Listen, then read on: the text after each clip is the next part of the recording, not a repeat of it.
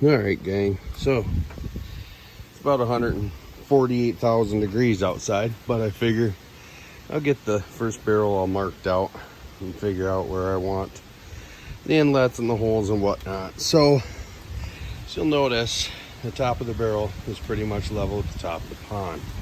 So that means if there's ever a mechanical issue, nothing's going to overflow. It'll level itself out and you're good to go. You don't have to worry about if the pump stops, these barrels all of a sudden overfilling, because gravity will keep everything level. So the first thing you want to do is look at the layout of your platform or whatever you got them on, and then also take a look inside your barrel. As you'll notice, there's some humps and depressions and other little things inside of this barrel. So you want to make sure before you mark where you want your inlet, you're going to want to make sure you can put a bottom drain in somewhere, because this is the settlement barrel. The first and second barrel are going to have a drain on them. So if I look down, I'm thinking that I'm going to want to turn this barrel to about right there, so that way I can have my drain right about this area. I don't want to drill it right on the seam. Obviously it'll be hard for it to seal, so I'm either going to do it here or I'm going to do it here. We'll see how big the bulkhead ring is before we make up our mind. Also, if you'll notice, I'm going to have to add me a couple 2x4s, because this is actually going to sit right about here. I'm only putting it over here to mark it out so it's closer to the barrel, or to the pipe. So again, just making sure we're how we want to be here, and then we just go ahead and mark whereabouts that pipe's going to enter. Once this gets good and cured, I can get it pushed over, get it braced, all that fun stuff. So now that I got that marked, I'm going to take it in and start doing some holes. And we're also going to label some stuff here. We're going to call this the front, and we'll call this the inlet, so that way I kind of have my orientation correct. So stand by, guys. All right, gang, pardon all the stuff on the floor. Obviously I'm in the middle of some projects. So got the barrel up on a set of stands with a piece of wood, got marked out just like I would be looking at it out at the pond. I have my 2-inch bulkhead, my 1.25-inch bulkhead. The 1.25-inch bulkhead is going to be the drain for the outlet. The 2-inch outlet or bulkhead is going to be for the inlet into the barrel. So you want to measure your threaded area and make the hole that size. Then when you get your hole in here, you're going to fire up your torch or a heat gun, and you're going to get that plastic around that area kind of warm. So that way when you flatten down this bulkhead, it's going to help compress that plastic a little bit. You don't want to get it too hot, obviously. You don't want to start it on fire, but you're going to make it softer. So when you compress this washer and you tighten it down, it's going to compress that plastic and it's going to make a better seal, because it's going to be flat instead of curved. Alrighty, first hole drilled for the bulkhead. So then of course you just want to test your fit, or yeah, test your fit. Looks good. Obviously this side goes on the inside of the barrel, but I just wanted to make sure we're good to go. So now we're going to fire up the torch. The torch will also help clean up them burrs, and I'm just going to get it warm. And then we put the bulkhead in from the inside and we tighten her down. All right, so we got her in place, started tightening it down. If you look in here, how nice and tight that rubber seal is to the barrel.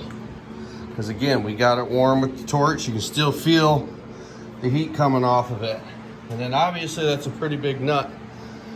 And it's reverse thread. So you gotta remember that when you're tightening it. So I got this nice little strap wrench. So I'm just able to put an extra turn on it and get extra tight. All right, guys, got the extra turn or two out of her. If you look around here,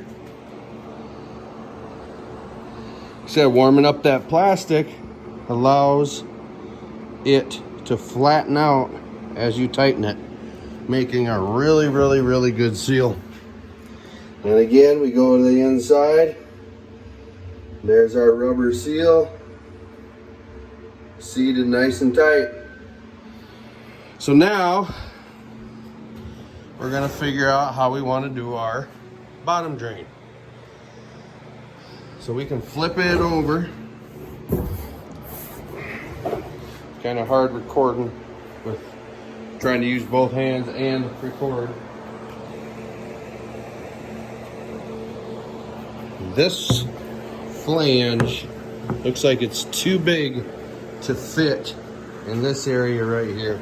So we are gonna have to go into this part of the barrel, which is fine. It'll work all the same. So stand by. And there's the bottom drain bulkhead. So it's all pretty simple. Just putting the bulkheads in for right now. I want to make sure I get all my dimensions and stuff for underneath the framework, so when I run my 90s out, I'm not interfering with nothing. This is good though. This is ready to rock and roll for whenever I decide to hook up some other pipe work to it. That's threaded, so I have a threaded adapter right here that will go in. Put some Teflon tape on her, screw it down tight, put a piece of 2-inch in there, and then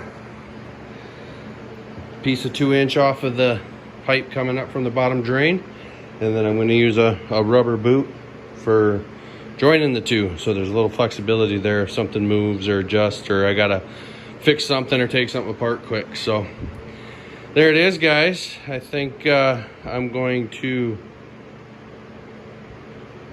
figure out my bypass from my first barrel to my second barrel. We'll be using uniseals on those, so that'll be something different. All right, guys, so this is a uniseal. If I did everything correctly, everything should plop right in. This should fit right into that hole. This is for a 3-inch piece of pipe. Need a 4-inch hole for it. And from everything I've read, watched, heard, you want to make sure this is about as smooth as you can get it. So no torch for that. Used a piece of emery cloth and then a Scotch-Brite to really smooth it out. So let's see if it fits in there. Yep, it sure does. Pops right in there. Now that's crazy to me that it's that easy of a fit, and yet it's not. And yet it's not supposed to leak. But we'll go ahead and test fit it with a piece of 3-inch pipe and see what happens. Well, we got her in there, and now I can tell how this would be a pretty tight seal, because that was a son of a gun trying to get that piece of pipe into there. So much to the point where I'm probably not gonna try to take it back out. So yeah, stand by for more filter build videos, guys. All right, guys, from yesterday's video, you'll remember we built the first chamber of the barrel filter system. That's where it comes in, goes out to the next barrel. That's where it flows in. I drilled some extra holes in the end there just to increase the flow of water that's allowed through there. This first chamber will not have any media in or anything. It's just going to be a settlement and a large filter chamber. So here's the second barrel. As you can see from the first barrel, that 3-inch tube is going to run from the top of the barrel to the bottom of this barrel. It's going to come in, fill up. There'll be medium filter pads in there, and then the rest will be bio balls or some type of media. Same thing here. I have the grate, extra holes drilled in it, fits right in there. Keep any of the bio from getting out. Comes out to the next one, and then that one will go off into the third barrel. Third barrel will have an inlet on the bottom just like that. As you can see, we used uniseals again. That one will have an inlet there towards the bottom. It'll be filled about a quarter, well, maybe the third of the way full with lava rock. And then the pump will be in the top 2/3 of it, returning the water into the pond. So yeah, filter is coming along just fine. Got to put the bottom drain in that one yet. I want to get it all out, get it set up, get it all located. I think it'll be fine to do it the exact same way I did it on the first one, because the framework's set up the same. I'll just put it right towards that front corner right there, just like that. So, coming along, guys. All right, guys, there's the last barrel. As you like said, there's really nothing inside of this one. There'll be bags of lava rock in the bottom, and the pump will sit in the last 2/3 of it to return everything back. So all the pipe fittings are done. All I have to do now is make internal grid work to hold the filter pads and all of that wonderful stuff. So let me move some stuff out of the way and kind of mock up a fit up of how this goes together. Stand by. All right, gang, there it is. So again, comes in right here. When it fills up and gets to that point, it'll exit this tube, go down into that one, into the barrel, fill up. When it gets to there, it'll exit this tube, go into that one, into here, fill up, and the pump will take it back to the pond. So there it sits. Obviously there's going to be pipes in between here that connect the two, but that's how she's going to work. And all in all, you know, that you can buy multi-chamber filters, but to build something like this, each one of these barrels cost me $15 a piece. I think the bulkhead was like $8. PVC fittings for the 3-inch PVC fittings, let's just figure $4 a piece. The 3-inch tube, I think that was 10 bucks, 12 bucks for a 10-foot piece, if I remember right. And then these little strainers, they're only about 3 bucks a piece. So the uniseals, I think I got the 6-inch ones, or sorry, the 3-inch ones.